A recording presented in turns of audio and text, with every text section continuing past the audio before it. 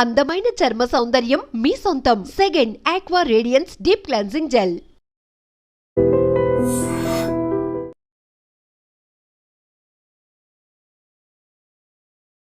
హైదరాబాద్ చైతన్యపురిలో జరిగినటువంటి ఒక సంఘటన నిజంగా కొన్ని సిల్లీ ఇన్సిడెంట్స్ కూడా మరీ ప్రాణాలు తీసే పరిస్థితికి దారి తీస్తుంది అని అంటే ఎంత ఘోరమైన పరిస్థితి. కొన్ని విషయాల్లో మనకే అంటే ఆశ్చర్యం వేస్తుంది కొన్ని ఇన్సిడెంట్స్ని చూస్తే. ఎందుకంటే చైతన్యపురిలో నాగిరెడ్డి నివాసం ఉంటున్నాడు. అపార్ట్మెంట్ కల్చర్ మనందరికీ తెలిసిందే. సో అపార్ట్మెంట్లో ఎవరైతే ఓనర్లు ఉంటారో వాళ్లకు కార్లు అంటే అపార్ట్మెంట్ని బట్టి ఆ స్పేస్ని బట్టి ఒకవేళ 3 BHKనా 4 BHKనా దానికి తగ్గట్టుగానే ఆ పార్కింగ్ స్థలం కూడా ఇస్తూ ఉంటారు. జనరల్లీ అయితే కొన్ని అపార్ట్మెంట్స్లో 2 కార్స్కి పార్కింగ్ వ్యవస్థ ఉంటుంది, లేదంటే సింగిల్ కార్కి అయితే పక్కాగా ఉంటుంది. ఎవరైనా అపార్ట్మెంట్కి చుట్టాలు వచ్చినా ఇంకెవరైనా బయట వాళ్ళు వచ్చినా మాత్రం వాళ్ళు ఆ అపార్ట్మెంట్ చుట్టుపక్కల ఉన్నటువంటి బయట పార్కింగ్ చేసుకోవాల్సినటువంటి పరిస్థితి అయితే ఉంటుంది. నాగిరెడ్డి, ఈయన పేరు వచ్చేసి నాగిరెడ్డి, చైతన్యపురంలో నివాసం ఉంటున్నటువంటి పరిస్థితుల్లో యాక్చువల్లీ 13 సంవత్సరాలుగా ఆయన రియల్ ఎస్టేట్ బిజినెస్ చేస్తూ ఆయన యాక్చువల్లీ ఖమ్మం జిల్లా సత్తుపల్లికి సంబంధించిన వ్యక్తి. బట్ 13 సంవత్సరాల నుంచి కూడా ఇక్కడే ఉండి సెటిల్ అయ్యి రియల్ ఎస్టేట్ చేసుకుంటూ ఇక్కడే జీవనం సాగిస్తున్నటువంటి పరిస్థితి. అయితే జస్ట్ ఒక పార్కింగ్ గొడవ అనుకోండి. పార్కింగ్ గొడవ అంటే ఎట్లా అంటే ఆ అపార్ట్మెంట్లోనే ఇంకొక ఆమె రాజమండ్రికి సంబంధించిన ఆమె నివాసం ఉంటుంది అద్దెకి. సో వాళ్ళ ఇంటికి వాళ్ళ మేనల్లుడు వచ్చిండు. అతను చుట్టం సూపుగా వచ్చిండు. అయితే ఇప్పుడు ఈ నాగిరెడ్డి ఎవరైతే ఓనర్ ఉన్నారో ఆయన పార్క్ చేసిండు కారు, ఆయన వెళ్ళిపోయాడు పైకి. ఇప్పుడు అదే అపార్ట్మెంట్లో రాజమండ్రికి సంబంధించిన ఇంకొక ఆమె కిరాయికుంటోంది. దానికి వాళ్ళ చుట్టం సూపుగా ఆమె మేనల్లుడు రావడం జరిగింది. ఆయన కూడా ఆయన కార్ని పార్క్ చేసి వెళ్ళినటువంటి పరిస్థితి. మరి ఏం జరిగిందో ఇట్లా వెనకాల ఇట్లా పార్క్ చేసుకొని ఉంటుంది కదా, ఒక కార్కి ఒక కార్ వెనకాల ఇట్లా అడ్జస్ట్ చేసుకుంటూ పార్క్ చేసుకుంటున్నటువంటి క్రమంలో మరి ఏం జరిగిందో ఏంటో తెలియదు. ఈయనకు డౌట్ ఏమొచ్చిందంటే ఈ నాగిరెడ్డి కార్ ఆయన కారు ముంగట ఉంది.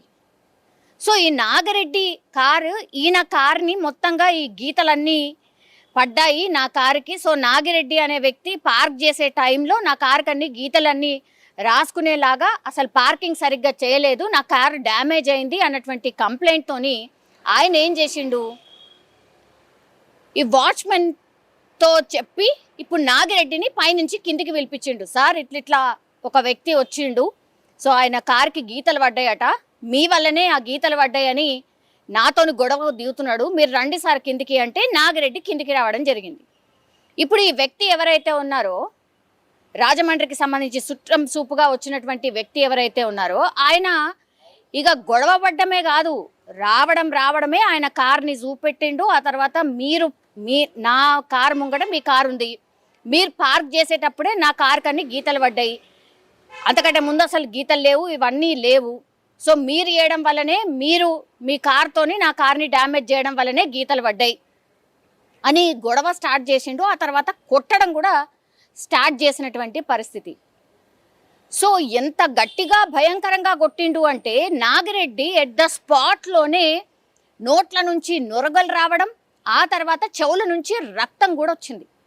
అంత భయంకరంగా ఈ చుట్టం సూపుగా వచ్చినటువంటి వ్యక్తి, అందులో ఆ బిల్డింగ్లో కిరాయికున్నటువంటి ఒక ఆమె ఇంటికి రాజమండ్రికి సంబంధించిన వాళ్ళ ఇంటికి వచ్చినటువంటి ఈ వ్యక్తి, చుట్టం సూపుగా వచ్చినటువంటి ఈ వ్యక్తి ఏకంగా అందులో అపార్ట్మెంట్లో నివాసం ఉంటున్న ఒక ఓనర్ మీద జస్ట్ కార్కి గీతలు పడ్డాయి, దానికి నువ్వే కారణం అంటే నిజంగా చూసింది లేదు, దానికి సంబంధించి అసలు సీసీ ఫుటేజ్ ఉంటుంది, ఇంకేమన్నా ఉంటాయి, వాచ్మెన్ని అడగచ్చు, అవి ఏమీ అడగకుండానే క్రాస్ చెక్ చేయకుండానే పూర్తిగా ఆయనని కొట్టడం, ఆ తర్వాత స్పాట్లోనే పాపం నాగిరెడ్డి అనే వ్యక్తి కింద పడిపోయి నురగ రావడం, ఆ తర్వాత చెవులకెళ్ళి రక్తం వచ్చింది. మనకు తెలుసు చెవులకెళ్ళి రక్తం వస్తే జనరల్లీ డాక్టర్స్ అయినా లేకపోతే ఇన్ జనరల్ కూడా ఏం చెప్తారు అంటే ఒక్కసారి చెవుల నుంచి రక్తం వచ్చిందంటే మాత్రం మనిషి బతికే ఛాన్సెస్ చాలా చాలా తక్కువ అనేది మనందరికీ కూడా కొంతవరకు తెలుసు.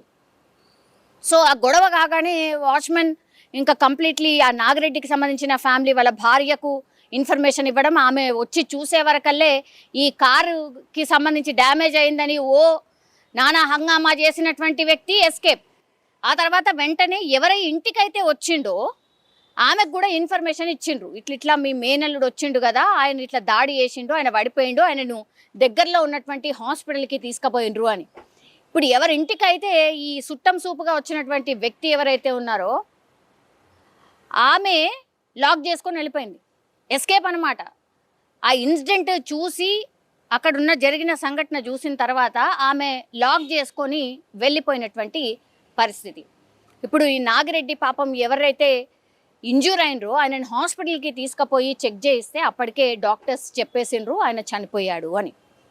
సో ఎంత భయంకరం అంటే కోపాన్ని ఇంత కూడా కంట్రోల్ చేసుకునే పరిస్థితి. ఆఫ్టర్ ఆల్ కారే కదా, వస్తువుల కంటే ఇంపార్టెంట్ మనుషుల ప్రాణాలు అనేది కూడా తెలుసుకోలేకపోతున్నారు అని అంటే ఎంత దారుణం అది. కోపాన్ని కంట్రోల్ చేసుకోకపోవడం, మనిషి మీద గంత భయంకరంగా దాడి చేయడం, ఆల్మోస్ట్ ఇక కొట్టి చంపినట్టే లెక్క, ఒక రకంగా మర్డర్ చేసినట్టే లెక్క.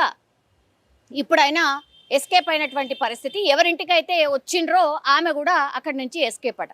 సరే తర్వాత పట్టుకుంటారు చేస్తారు, అది వేరే విషయం. కానీ చిన్న పార్కింగ్లో జరిగినటువంటి చిన్న గొడవ, అది కేవలం కార్కి ఏదో గీతలు ఇట్లా రాసుకపోయినాయి అనే చిన్న గొడవతోని ఎంత గట్టిగా కొడితే పాపం ఆయన చనిపోయినటువంటి పరిస్థితి. ఇప్పుడు ఆ కుటుంబం అంతా ఆగమే కదా, ఎంత దారుణం అది. సో ఇట్లాంటి ఇన్సిడెంట్స్ చూసినప్పుడైనా దయచేసి కోపాన్ని ఒకటి కంట్రోల్ చేయడం అనేది ఎంత ఇంపార్టెంట్ అంటే ఒక ఫ్యామిలీని మొత్తంగా కూడా నడి రోడ్డు మీద పడేసినట్టు లెక్క. వాళ్ళు పాపం వాళ్ళ అపార్ట్మెంట్లో వాళ్ళు నివాసం ఉండడం ఏంది, ఎవరో బయట వ్యక్తి వచ్చి కార్ పార్క్ చేస్తే దానికి ఏదో గీతలు పడితే, జస్ట్ గీతలు పడ్డందుకే మనిషిని గంత ఘోరంగా కొడితే మనిషి చనిపోవడమైంది. సో ఆలోచించండి, ఈ చిన్న చిన్న వాటికే ఇంత భయంకరంగా కూడా ఇన్సిడెంట్స్ జరుగుతున్నాయి అని అంటే మరి మనం ఎటు పోతున్నాం, మన ఆలోచన విధానం ఎట్లా ఉండాలి ఏంటి అనేది కూడా ఆలోచించాల్సిందే అనేటువంటి ఇన్సిడెంట్ ఇది. ఇప్పుడైతే ఆయన మీద కేసు నమోదైంది. అట్లాగే ఎవరింటికైతే వచ్చిండో ఆమె ఎక్కడ పోయింది, ఆమె పరారు కావడానికి రీజన్ ఏంది, అండ్ ఈయన మనస్తత్వం ఏంది అసలు అనేది కూడా పూర్తి స్థాయిలో పోలీసులు అయితే ఎంక్వైరీ చేస్తున్న పరిస్థితి కనిపిస్తోంది. నిజంగా ప్రస్తుతం ఉన్నటువంటి సమాజం దేనికి ప్రయారిటీ ఇస్తుంది? ఆర్థిక సంబంధాల చుట్టూ మాత్రమే తిరుగుతోంది.